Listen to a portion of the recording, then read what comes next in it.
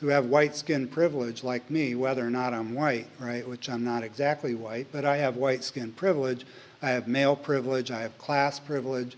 I go into communities of color to work with them, and they're suspicious, as they should be, right, because their experiences is that white researchers from the university have come for years and researched them, and what good has it done their community? Very little, right? So why should they now suddenly begin to collaborate with the university or collaborate with white people when their experience has been that that doesn't always work out so well? So in doing this kind of research, the ethical issues that are involved in these power relationships and collaboration are very difficult to work out. There are also a lot of complications around issues of ownership, right? Who owns the data? Who owns what comes out of it? And as I already mentioned, this creates problems for students who are pursuing doctoral degrees. Historically, you do your research, you own that data, right? And that becomes yours, and if you're wise, you make a career on it, right? And you always have more data than you work into your dissertation, and you have a program, you sort of push that data out, and if you're really wise and have a good advisor, that data will get you all the way to tenure, you know, if you're going to teach in a university. So in this kind of work, who owns the data, right? And who is it that should benefit from the research? So these kinds of ethical issues, institutional review boards, they just throw up their hands, and they usually say, don't do it. We will not give you permission to do this kind of work because it doesn't fit within our guidelines. So CREC is developing a new code of ethics for this, where we have been researching codes of ethics throughout the world. We've identified over 50 codes of ethics, different professional organizations, indigenous communities, others who have tried to come up with identifying ethical ways of doing collaborative work or doing research together.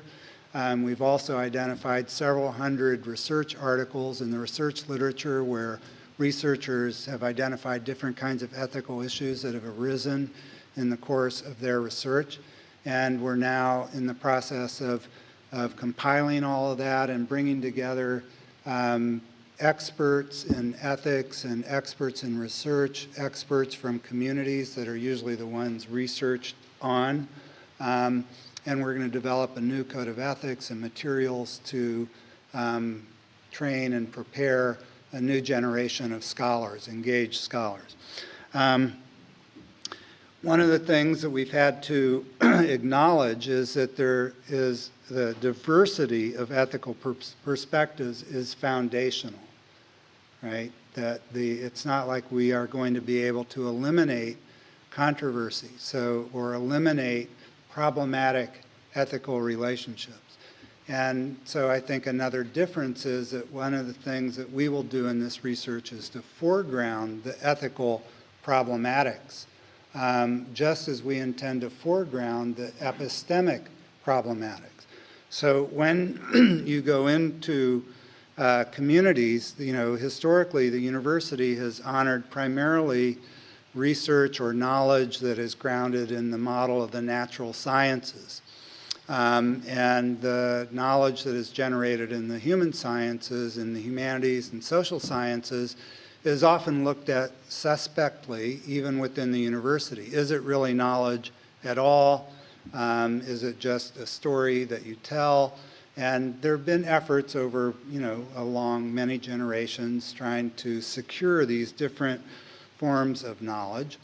And the critical sciences have also said, well, look, you can't just pay attention to sort of the foundations, the epistemic foundations of knowledge, but you also have to pay attention to the context of knowledge, right? Sort of where does it come from? What does it do?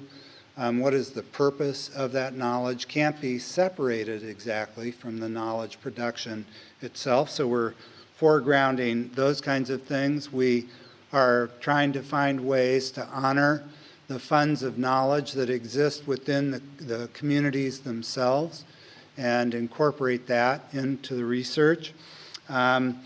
we're going to identify the epistemic limits. Rather than saying there's some way to trump all these epistemic problems, recognize that all of these different epistemological orientations and foundations, each has their purpose, each has their power, each has their limits.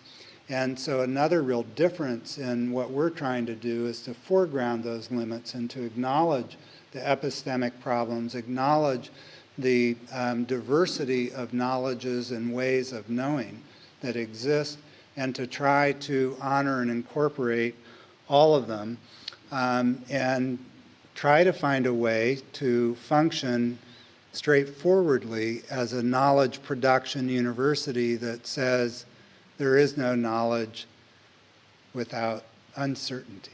There is no knowledge with certainty. So, not easy for the university to do, right? They say if you're going to say something, you know something, you better be certain about it. So the next step in this process of new forms of leadership is to take these knowledge production processes and gear them into public education processes or public learning processes. So if university scholars, doctoral students are producing knowledge in collaboration with communities, in collaboration with policymakers, and if those collaborative research processes are made transparent or more transparent, if they are linked up with new forms of media so that the knowledge production gets fed into a communal process of deliberation and reflection and learning, then you get collaborative research connected to knowledge production, connected to these public learning processes, which creates a kind of possibility for a more informed public discourse. We think, we're hoping that this is one part of the answer to operating in an environment where truth doesn't necessarily matter, right? So if we get people involved in truth production processes and knowledge production processes where we acknowledge the limits, then maybe we can get people to accept that they themselves have a responsibility about sort of ascertaining the foundations of the knowledge that they use, right? And that they themselves can become involved in their community in generating the kind of knowledge they need to make the decisions about the institutions that serve them. So this means also trying to foster forms of public dialogue that are fair and yet still adversarial. This is going to be a huge challenge for our leadership as a research center and for the university. It means trying to foster ways of struggling across class divides, race divides, the other things that produce the inequitable society that we live in, and to struggle across these divides in ways that are not violent, that refuse to give in to the injustices or inequities and yet don't resort to name-calling or don't resort to the old power politics as usual, but really try to recreate the public sphere in a more democratic way, in a more participatory way, in a way that is grounded in the knowledge generation being led by the university, but being produced by the communities themselves. So obviously this kind of work is not without many, many challenges, you know, and you know, what should be done when truth doesn't matter. I sometimes think that we're just naive, that this is part of the notion that we might actually be able to accomplish some of this through this center is just naive, wishful thinking. I think sometimes it remains to be tested, the degree to which these kinds of processes can make change. There's historical evidence that these processes can make change. If you look at the civil rights movement in the United States, the organizing foundation